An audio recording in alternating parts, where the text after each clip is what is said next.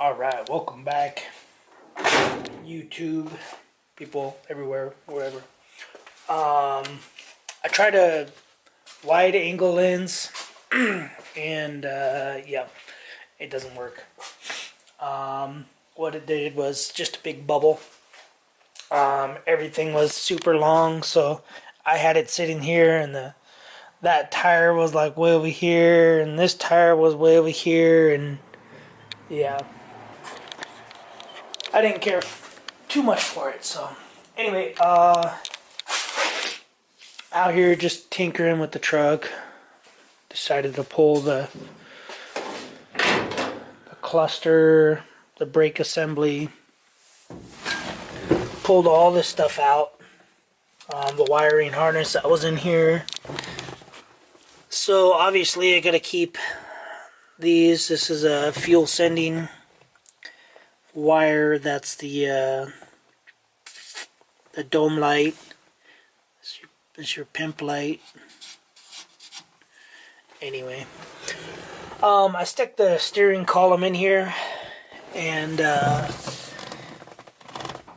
yeah, that's not gonna work. The steering column sits. Let me shut the door. That steering column sits like way back here. So there's two things I can do to it. One, I can cut this off in here, and then bring it back and weld it into here, like right back here, because it needs to go forward. It needs to go forward anyway because this doesn't even reach. I'm about that far away from the steering shaft. So thinking on coming in here with a Dremel or a grinder or something, cutting this off, maybe see if I can get a flaring tool from Harbor Freight and then flare it, slide it where I need it, basically make this slide. Sorry, I didn't mean to do that. Anyway, make this slide up and down where it needs to go, and then once I get everything in where it needs to be, where it needs to set, I can come in and TIG weld it. I mean, it looks like they did I don't even know what kind of welding that is, but it's some type of welding. Anyway, but yeah, so I think that's what I'm gonna do, is I'm gonna bring this down into here, because I'm gonna keep and retain the 91 Chevy steering column, and obviously the air conditioning, the HVAC unit is all gonna be there. So with that being said, I don't know what I'm gonna do, because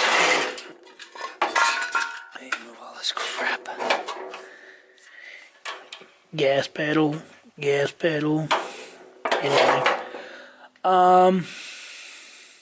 yeah, I don't see me being able to put in this whole piece, so I think I'm gonna have to go back to my original, and I'm gonna cut. That is where the gas pedal mounts, so I'm gonna cut this here all the way around, and then I think I'm going to have to try to mount it from inside, just due to the fact that that's just how it's going to have to be, I think. So I'm going to cut this. So I'll just cut this off here and then up here, and then what I can do is I can whatever you call it, install that adhere. Anyway, I can put all that in here, where it's gonna go, weld it, screw it, however I need to do it, and then yeah, and then once I do all that, I probably won't weld it just yet. I'm probably just gonna have to put it in here. My biggest concern right now is, I'll show you guys. I've showed you guys before, but so right here, so this line here, all this is the inner fender well. So all this comes all the way in here. You know, it's a big structure support that goes through this whole thing. So I can't just weld that whole piece on here, because this is what holds. So the springs for the hood are right here. So that holds this piece that goes this way. That holds a spring and everything. I'll show you real quick. Because I keep getting a lot of people saying, hurry up and put that weld that firewall in. But it's not that easy. And my brother-in-law is like, well, just weld the whole firewall in. But you can't. So it's hard to show you, but I'll just turn the camera upside down. So this is the driver's side. So this is where the fender sits. And then this all attaches to the firewall. So can't just